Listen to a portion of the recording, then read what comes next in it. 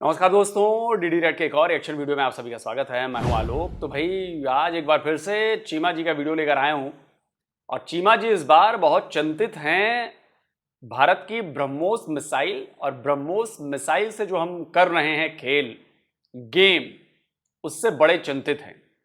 Title है India giving BrahMos to Indonesia and other in South East Asia, Modi giving weapons against China.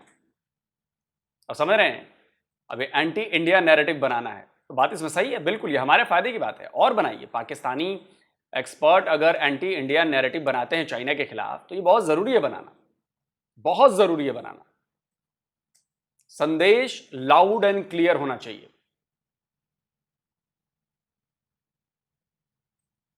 चलिए देखते हैं चीमा जी क्या बता रहे हैं।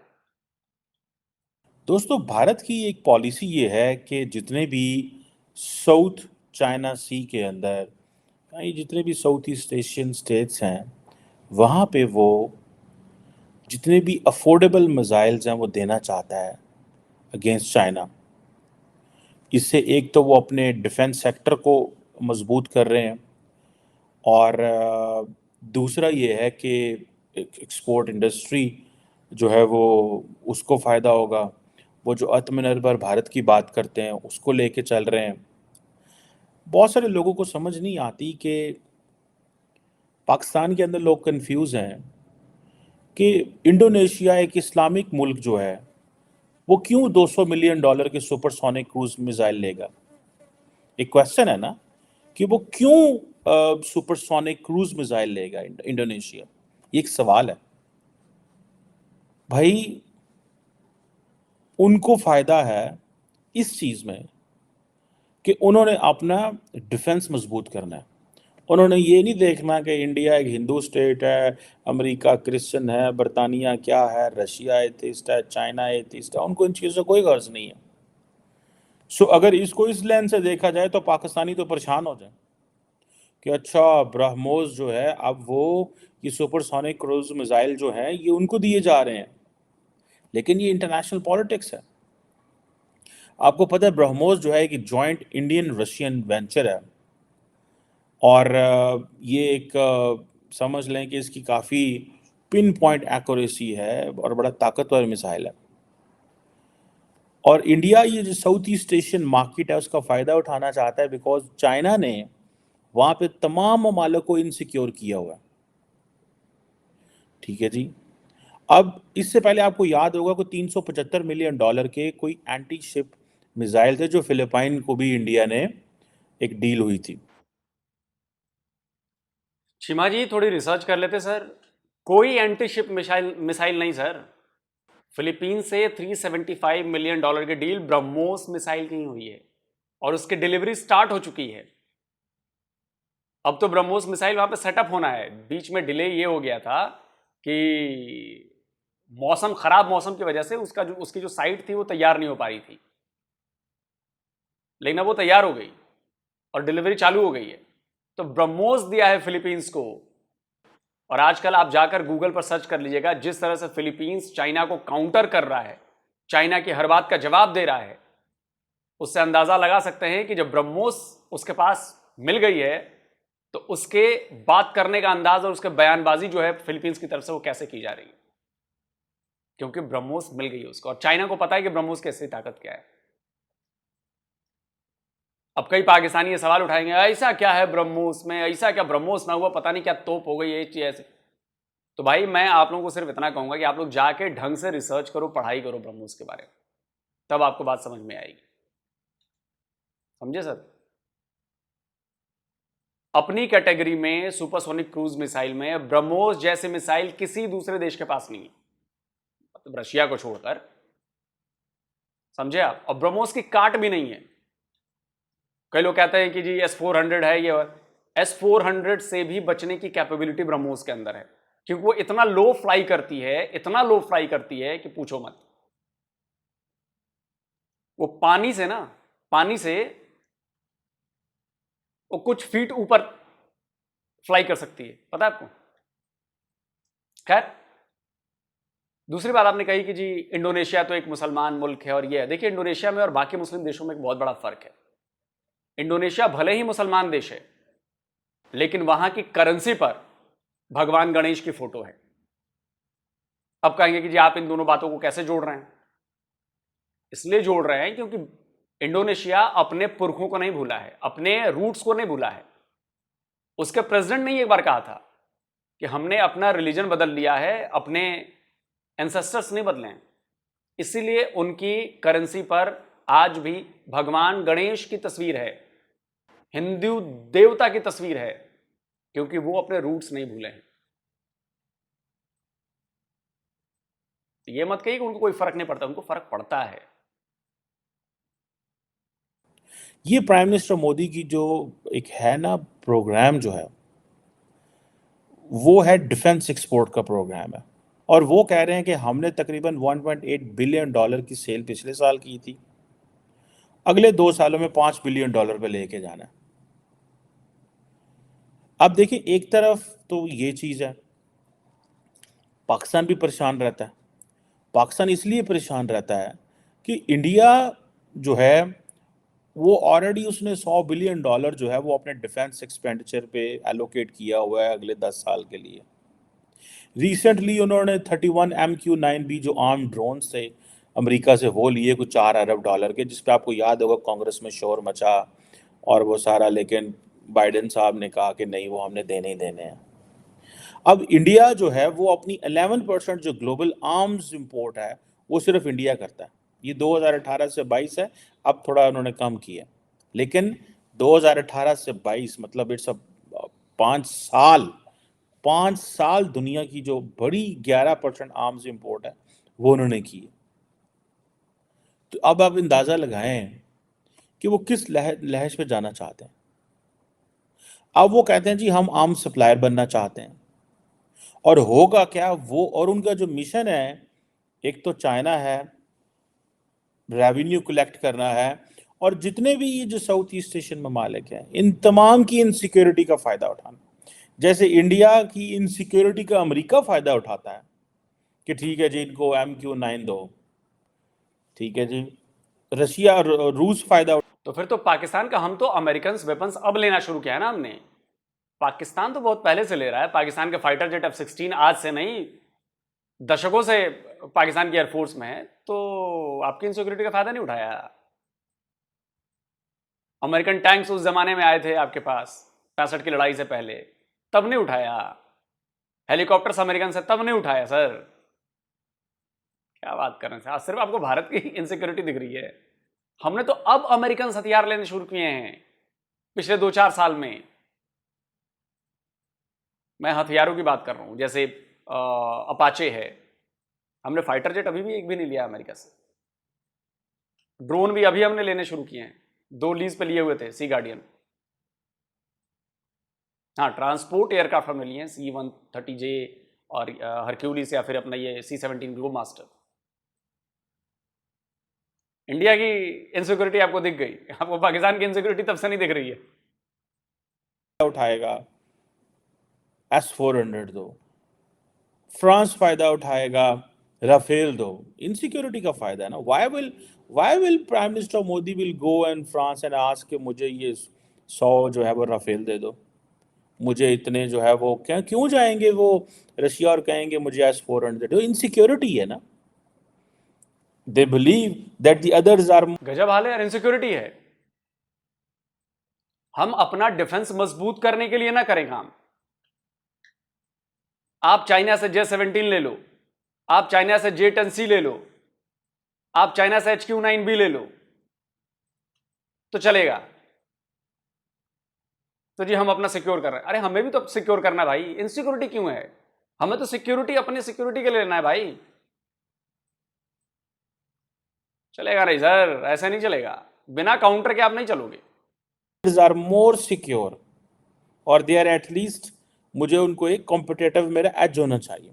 अब ये जितने भी हाई एंड लो कॉस्ट जो वेपन्स की एक्सपोर्ट इंडिया करना चाहता है, ये अपनी वो जो डोमेस्टिक आर्म्स इंडस्ट्री है उसको प्रमोट कर रहा है, और क्योंकि फिर उनकी डोमेस्टिक कंजम्पशन भी होनी है, ठीक है जी। सो अब वो तकरीबन अपनी डोमेस्टिक इंडस्ट्री से कोई $1 बिलियन के इक्विपमेंट खरीद रहे हैं, डोमेस्टिक इंडस्ट्री से। लेकिन ये जो साउथ ईस्ट एशियन नेशंस की जो ये जो टेरिटोरियल और जो रिसोर्सेज के मामलात बड़े ख़राब हैं, और उधर हाय रोज़ चाइनीज़ भी बुलिंग करते हैं। ये चीज़ मुझे समझ नहीं आती कि ये चाइनीज़ इतनी बुलिंग क्यों करते हैं कि वो हर एक कोई नाराज़ कर रहे होते हैं। अब वो जो पीपल्स लिबरेशन आर्मी है, वो अपनी जो when they start projecting the power in the Indian ocean, याद रखें वो सिर्फ पैसिफिक या उधर नहीं है, उनका टारगेट तो India. Why they are investing in Maldives? क्यों मालदीव्स के अंदर वो इन्वेस्ट कर रहे हैं? इंडिया की परेशानी तो है इसमें ना। आज वो मैं देख रहा था कांग्रेस पार्टी, भारत की जो कांग्रेस पार्टी है, उसका मैनिफेस्टो। तो सर ये भी तो बताइए कि हम क्यों फिलीपींस में इन्वेस्ट कर रहे हैं, हम क्यों इंडोनेशिया में इन्वेस्ट कर रहे हैं? चीन की परेशानी तो है ना, ऐसे नहीं छोड़ेंगे सर, ऐसे नहीं छोड़ेंगे। अभी देखते चलिए सर, मलेशिया को भी हम बेचेंगे हथियार।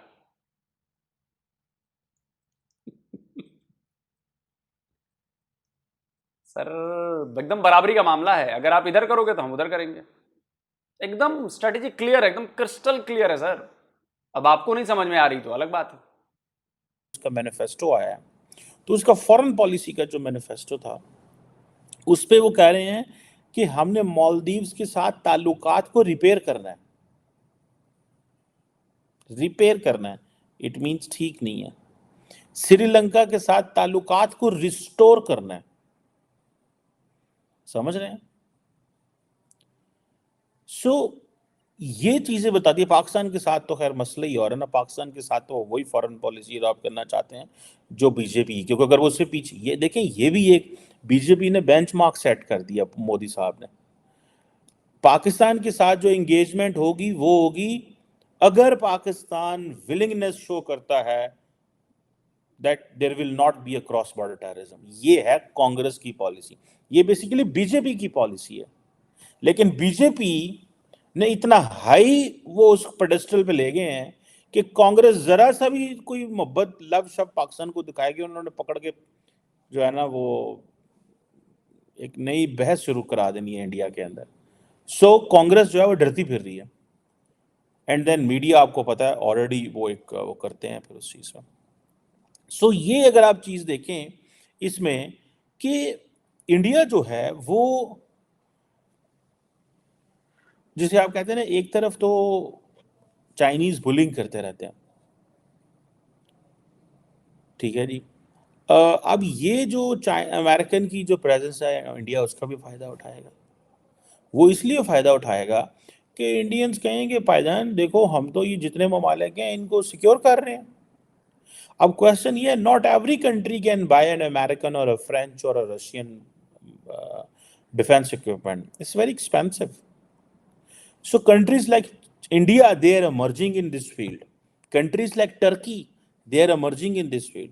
पाकिस्तान भी कोशिश कर रहा है, लेकिन पाकिस्तान अपने वो कर रहा है, और पाकिस्तान जब किसी को कोई चीज़ बेचने की कोशिश करता है, आगे से सैंक्शन आ जाती है। नहीं नहीं नहीं, ऐसा नहीं करना। पाकिस्तान JF-17 आई थिंक वो अर्जेंटीना को बेच रहा था, तो बरतानिया बेच पाया गया, उनके कोई हिस्टोरिकल प्रॉब्लम था, ठीक है जी। सो ये जो चाइना ने बेसिकली किया है, China in many historical problem sir, Falkland Wars, इतना तो आपको पता होगा सर। फॉकलैंड वॉर्स जो है वो मेन है इशू। इसी चक्कर में तो तेजस का भी हुआ, क्योंकि तेजस में भी हमारे ब्रिटिश इक्विपमेंट लगे हैं, तो अर्जेंटीना को उस पर ऐतराज है। many ways has helped India. One, India को पता चल गया अच्छा ये भी एक मुल्क है, इस लेवल पे तैयारी करनी है, चलो जो डिफेंस पे हर चीज़ में उधर चले जाओ। देन खिते में देखा अच्छा ये इनसिक्योरिटी है, तमाम मुल्क चाइना से डरते हैं, चाइना उनको बुलिंग करता है, दो इनको पैसे, दो इनको वेपन्स, दो इनको ये चीज़ें। समझ रहे हैं? सो इंडिया भी सारे देखिए इस गैप का फ़ायदा उठा रहा है इंडिया। क्यों ना उठाए सर? जब चाइना हमारे खिलाफ आपको आर्म्स दे सकता है, आपको इक्विप कर सकता है अपने वेपन से, हम ना करें? वो जो जॉइंट वेंचर है उनका, ठीक है जी। अब हुआ ये है कि रशियन आर्म्स बड़ी कम हो गई हैं इस खत्ते के अंदर, क्योंकि ये सारे के सारे प्रो अमेरिकन हो रहे हैं। प्रो अमेरिकन इसलिए हो रहे हैं बिकॉज अमेरिका की जितनी भी इंडो पैसिफिक स्ट्रैटेजी आई है उसके अंदर सबको इंसेंटिव नजर आ रहे हैं, इकोनॉमिक इंसेंटिव नजर आ रहे हैं, इकोनॉमिक इंसेंटिव नजर आ रहे हैं सबको, और वो सब इकोनॉमिक इंसेंटिव लेना चाहते हैं और वो पीछे नहीं हटना चाहते। सो इसीलिए रशिया की वो उसको वो इंडियन फेल कर रहे हैं। अब कहा जाता है कि रशिया का जो एक ग्लोबल आर्म्स एक्सपोर्ट जो थी वो भी कम हुई है। पहले वो पिछले जिसे वो कहते हैं ना अमेरिकन प्रेशर बढ़ा है। ये सिपरी की एक रिपोर्ट आई थी कि 2022-23 तक उनकी जो एक्सपोर्ट है दुनिया में, जो आर्म्स एक्सपोर्ट की है वो 16% हुई है। पहले वो 22-23% हुआ करती थी आज से 5-6 साल पहले। तो इसका मतलब ये है कि वो अमेरिकन ने प्रेशराइज किया हुआ है सबको। ये सिर्फ इंडिया ही लिवरेज ले सकता है, ये इंडिया लिवरेज लेता है कि वो ये S-400 ले सकता है, और कोई मुल्क लेके बताए। अब पाकिस्तान भी इसमें बड़ा चीख चिल्ला रहा है, लेकिन पाकिस्तान की कोई सुनता नहीं है। लेकिन पाकिस्तान ये बोल रहा है भाई कि आप जो कर रहे हो, आप इंडिया को इतना ज़्यादा वेपन्स दे रहे हो कि आप तो पाकिस्तान को वो जिसे कहते हैं ना मुश्किल में डाल रहे हो। अब for example if India is too secure, automatically Pakistan is insecure. So इसमें पाकिस्तान के पास जो है वो बजाय इसके कि इंटरनेशनल कम्युनिटी कोई रीजनल डिसआर्ममेंट या ग्लोबल डिसआर्ममेंट की कैंपेन शुरू करे, कॉन्फिडेंस बिल्डिंग मेजर्स हों, इस तरह की चीज़ें हों, लेकिन वो क्या है, वो वेपन्स दिए जा रहे हैं, वो रुक ही नहीं रहे। अब इंडिया ने रिसेंटली जो ये मिर्व किया है, जो जिसे बोलते हैं कि री एंट्री जो सॉरी मल्टीपल इंडिपेंडेंट री टारगेटेबल री एंट्री व्हीकल जो है, multiple independently targetable re entry vehicle जिसे मिर्व टेक्नोलॉजी बोलते हैं, इसकी वजह से मजीद पाकिस्तान के लिए मसाइल बन गए हैं। दे आर सिग्नलिंग ना कि हम तो यूरोप और अफ्रीका में भी जा रहे हैं। सो ये पाकिस्तान के लिए भी बड़ा चैलेंज है, एन एग्रेसिव इंडिया। सर मुझे लगता है कि आपको थोड़ा दूसरा एंगल से समझना पड़ेगा। मैं समझाता हूं आपको। भारत ने पाकिस्तान को फंसा दिया है, भारत ने पाकिस्तान को मजबूर कर दिया है कि तुम कंगाल तो हो ही, तुम्हारी जीडीपी खराब है, इकोनॉमी खराब है, लेकिन इसके बाद भी तुम्हें हथियार खरीदने पड़ेंगे। हमने आपको ऐसे ट्रैप में फंसा दिया है कि आप मजबूरी में हथियार खरीदोगे, और वो चाइना से खरीदोगे, क्योंकि और कोई तो हथियार आपको बेच नहीं रहा। तो चाइना भी खुश है कि चलो इंडिया पर लगातार इंडिया प्रेशर डाल रहा है, तो हमसे हथियार खरीद रहे हैं, फाइटर जेट खरीद रहे हैं, एयर डिफेंस सिस्टम खरीदेंगे, अभी और खरीदेंगे। आप सोचो, आप इसको गौर करो। हमारे पास तो पैसे हैं, हम तो खरीद लेंगे, आप कहां से खरीदोगे? तो जो पैसे आपको आपकी आवाम पर लगाने थे, वो पैसे अब लगाओगे आप हथियार पर।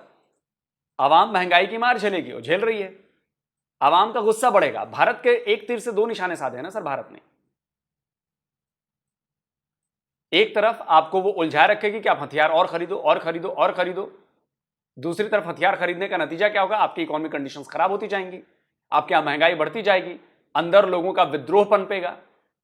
वो भी भारत के लिए फायदेमंद है। देखो सर, इमरान खान को सपोर्ट कर करके हमने एक काम तो करा दिया ना पाकिस्तान में।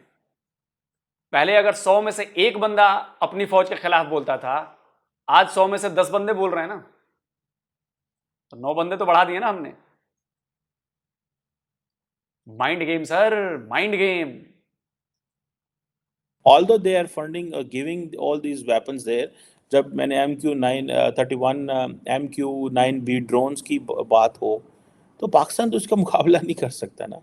अगर इंडिया $100 बिलियन लगाना चाहता है तो पाकिस्तान तो उसका मुकाबला नहीं कर सकता ना। अब ये जो मेक इन इंडिया है वो तो देखिए, इंडिया को एडवांटेज ये है, ओके जी, हम S4 हम लेना चाहते हैं आपसे राफेल, क्या करेंगे?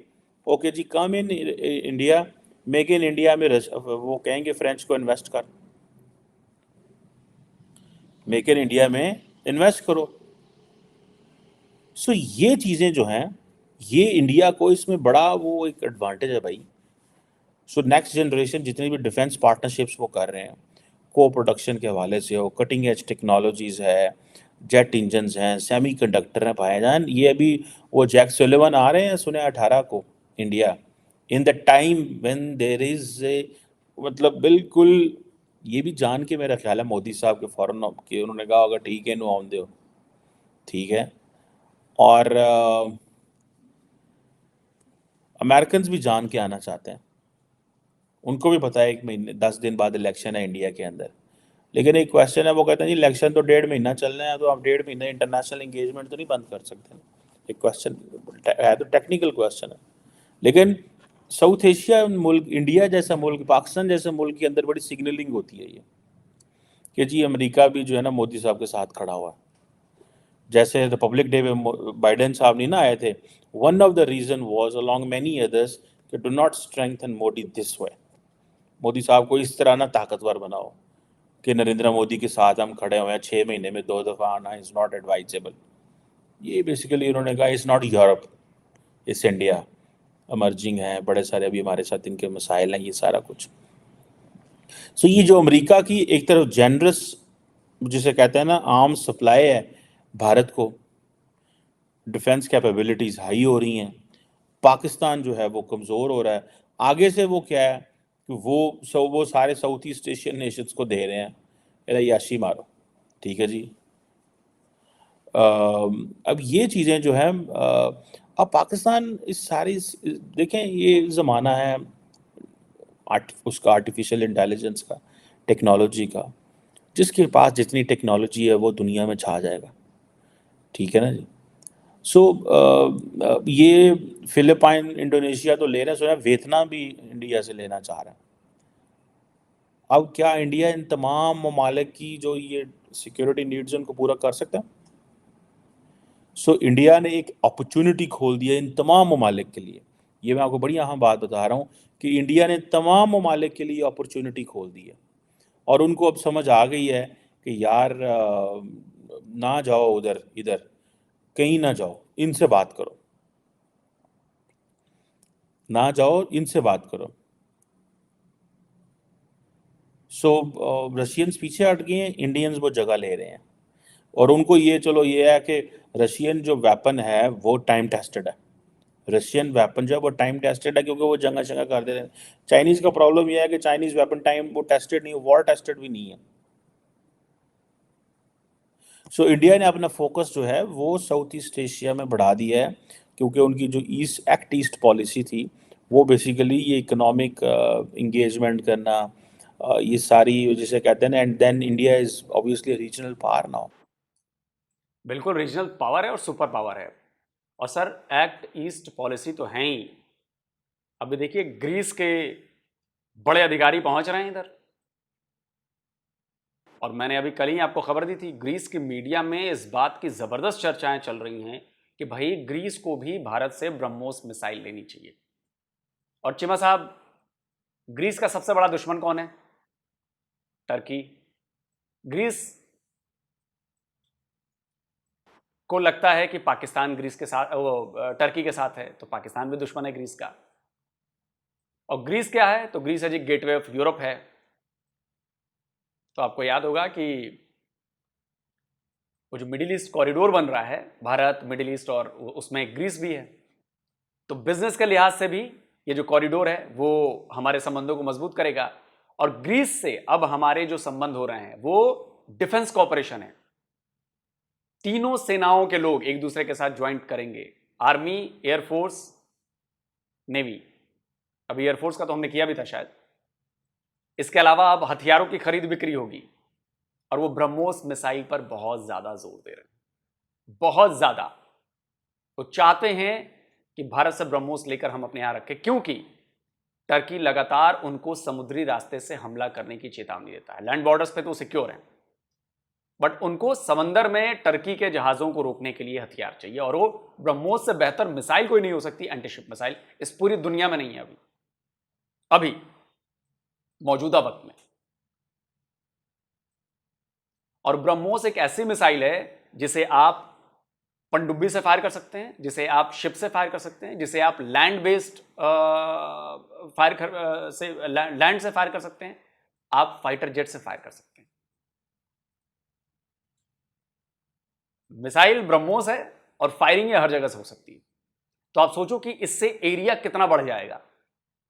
अगर ग्रीस के पास जो राफेल हैं उनमें अगर इंटीग्रेट कर दी जाती है ब्रह्मोस मिसाइल, आप समझो ऊपर से भी ब्रह्मोस मार सकते हैं।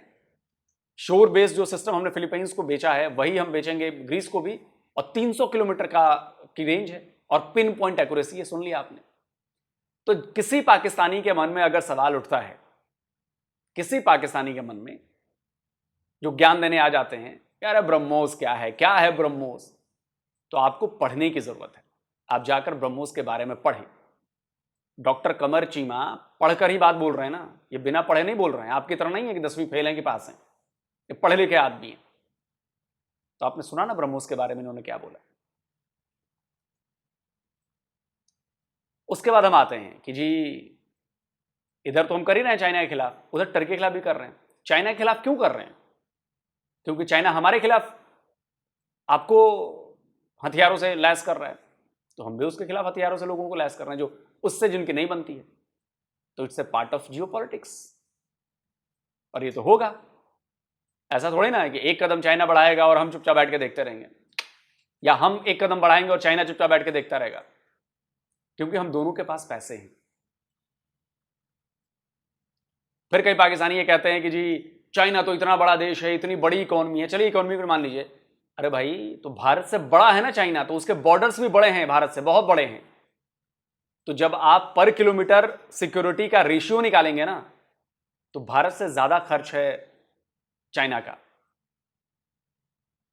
मेरी बात समझिए, मेरे अगर 1 किलोमीटर बॉर्डर को सिक्योर करने में $1 लगता है तो उसको $10 लगते हैं। उसका एरिया बड़ा है ना, बहुत बड़ा एरिया है, उसको हमसे कई गुना ज्यादा बड़ा है वो, तो उतने बड़े एरिया को करना है ना। लेकिन कई लोगों को ये बात समझ में आएगी क्योंकि आपकी पढ़ाई नहीं है ना उस लेवल की, आपको बात समझ में नहीं आएगी, अरे ये क्या बात हो गई।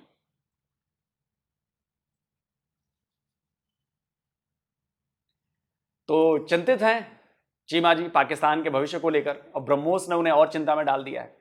और चूंकि पाकिस्तान ब्रह्मोस को चख चुका है उसका स्वाद, वैसे विदाउट वॉरहेड थी मिसाइल, लेकिन वो आपके आसमान में घूमती रही, आप उसको मारकर गिरा नहीं पाए, तो सोचो क्या होगा। बाकी मानना ना मानना आप लोगों के ऊपर है। कमेंट करके आप बताइए भाई आपको क्या लगता है ब्रह्मोस मिसाइल के बारे में। जल्दी मिलता हूं एक और नए वीडियो के साथ। नमस्कार, जय हिंद।